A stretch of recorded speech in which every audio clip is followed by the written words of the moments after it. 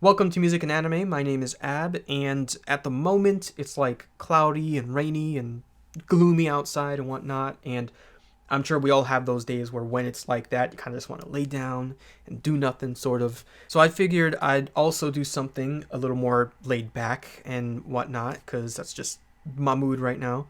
And yeah, we can talk about convention memories, because I'm sure we all have them. We all go to conventions and stuff like that. And if you haven't already, I'm sure you're looking forward to going to one and making those memories. But what really had me thinking about conventions more recently and stuff, not just because of, that withdrawal of not having gone to a convention in a while and everything. But in my 3x3 Eyes video, I have an image there of Karuwara, and underneath that says, that I took that picture, and I really did. I dug through my conventions folder, pictures and videos I took, during a convention.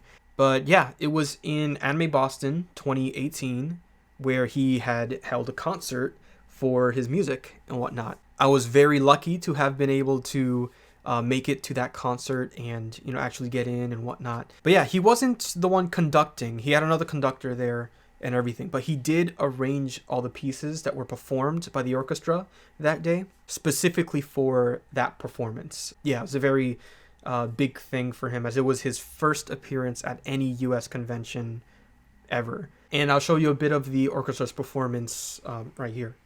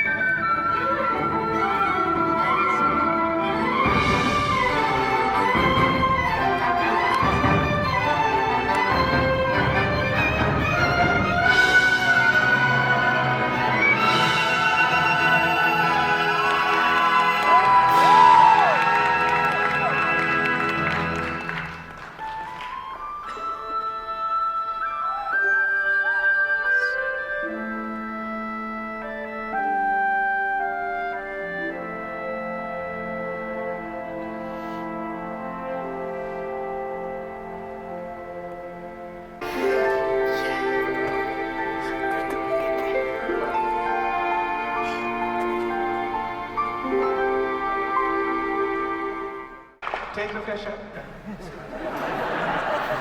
Okay, you guys still got some energy left, yes?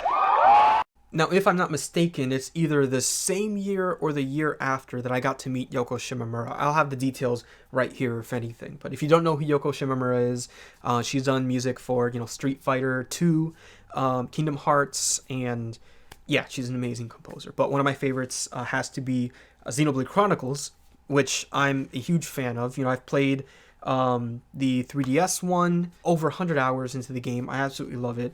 I also have the game on the Wii with the art book that came with the pre-order bonus and all that stuff.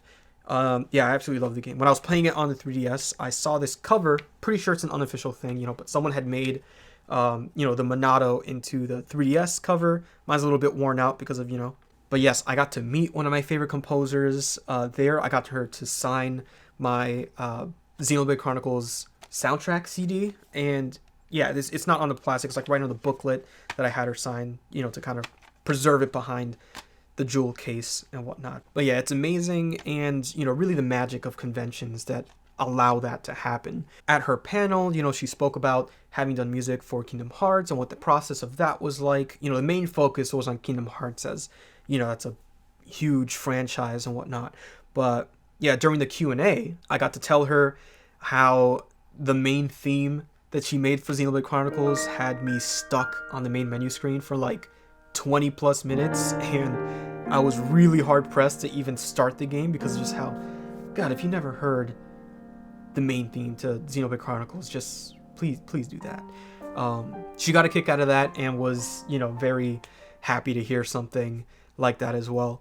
But yeah, I asked her, like how she came up with the melody for that, or what kind of was like the process of creating the theme for it. And, she kind of gave, a generic kind of answer that you kind of expect if you've gone to enough of these and whatnot. And I kind of wish I asked more of an interesting question.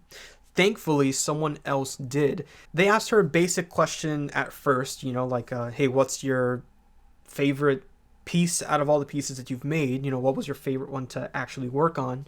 And, she gave the answer of like, well, all my pieces are like my babies, and, I can't really pick a favorite and whatnot. And so the person followed up with, okay, well, since you can't choose a favorite of your own, is there a piece by a different composer that, you consider your favorite, or that and when they asked that, I was like, okay, I got to whip out the notepad, because whatever she says, I got to jot down and listen to later, or whatever the case is. And she said, after thinking about it for a little bit, there's a piece in Dragon Quest III called Heavenly Flight that she really feels in a different life she would have composed, and it's she absolutely loves the piece, and it's because of that she like kind of considers it her own baby anyway.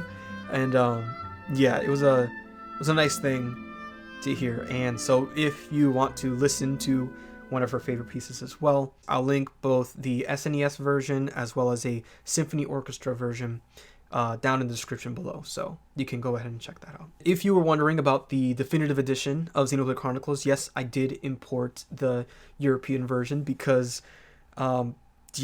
it came with a record that looked like the Monado. Like, I couldn't not have that, I really wish that it had the main theme on there, which it doesn't, but it does have two other pieces that Yoko Shimamura worked on. It's Colony 9 and Time to Fight, which is the first two on side A. And just overall, the entire thing. Guar Plain, come on. She didn't work on Guar Plains, but it's just beautiful, beautiful music, and awesome like fight themes as well.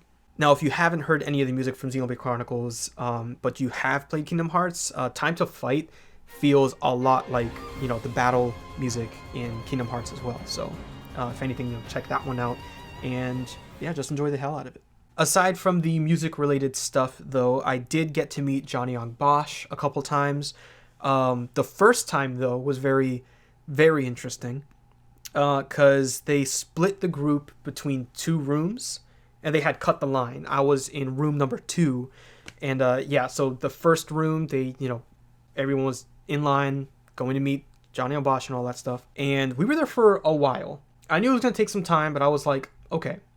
And then as time went on, I was like, all right, it's been a little too long. Like, I'm patient, I'm fine, but it's like, it started to get a little concerning. For the amount of people that were in the other room, which were relatively small, we probably should have like been like meeting him by now. All of a sudden, like, a staff member passes by and is like, hey, what are you guys here for?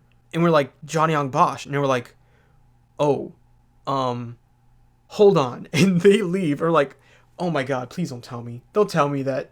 Yeah, they legit forgot about us. We were a full room of people, and I don't even know how, because we're talking, there's commotion there and whatever, and they just forgot. And Johnny Young Bosch had already left, and I never met the guy before. It was my first time, and we were just like, oh, come on, like, what? So we were there. They're like, hold on, wait. I'm like, they're just gonna give us maybe some signed stuff, and like, sorry guys, someone there was saying like, hey, we're working on getting you guys some stuff, and I was like, oh, come on. Please.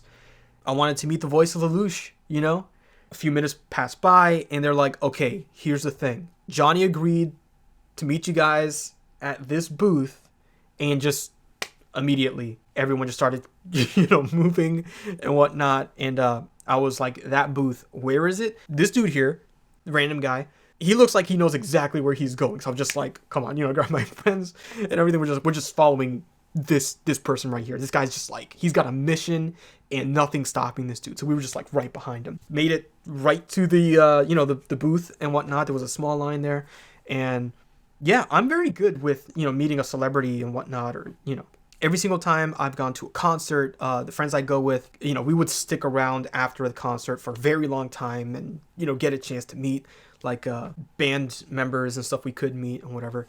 And they would always push me to the front and be like, hey, Ab, like, ask me a question. Ab, like, talk to them, and I would start the conversation and get, kind of a conversation going between us and the band member we're, like, freaking out over, Johnny Young Bosch, though, for some reason, it was just a very different experience for me. Because the second I got up to him, his voice sounded so much like Lelouch. I didn't realize how much like Lelouch it was going to sound. And the second he was like, hey man, or like, what, just You're talking to me. I was like, hold up, this is legit Lelouch, right? I'm hearing Lelouch. It was just like, I don't know, something about that. It was just like again, like I don't get starstruck, but like that was like, holy crap. It really caught me off guard. And I had him write down a quote. I got the art cards from the special edition of the Blu-ray. I'll just put up some B-roll. I had him right here. If the king doesn't move, his subjects won't follow. And he remembered the quote. He's like, I know that one. I know it. But yeah, that was my experience with Johnny Young Bosch. I was like, y'all did not forget a whole ass room full of people.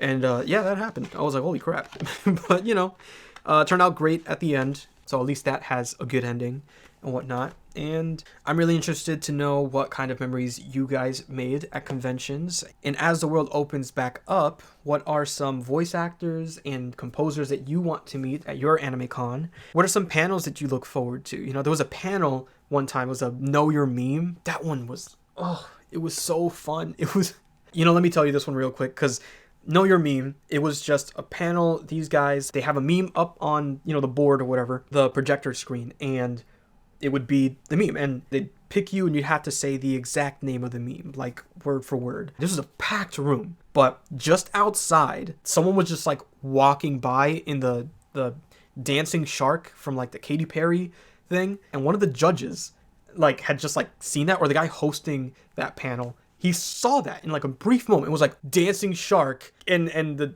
person cosplaying the dancing shark like heard them and was like, hold up. He's like, get in here right now. And so they showed up, and the second they entered the room, the entire crowd just like was cheering, and oh my god, it was amazing. They were like, come up on stage, man. And yeah, man, that was amazing. But yeah, my absolute favorite thing though is when the He-Man won, the Master of the Universe. You know that song, that one. The second that one went on screen, it was just like everyone. It was like, you know what? And they just like played this song, and just what an amazing time. That was an unforgettable experience, man. It was so great just to be in that moment, just witness just the amount of happiness around in that room. It was great. But yeah, with that extra one thrown in there, please, I really am interested in knowing what you guys are looking forward to in terms of conventions, or who you've met, and what awesome experiences you've had in your conventions or whatnot. Have you also had a panel with Japanese commercials and stuff like that? It's all good stuff. It's all fun, and I cannot wait to go back out there to conventions and just experience life for what all of that is.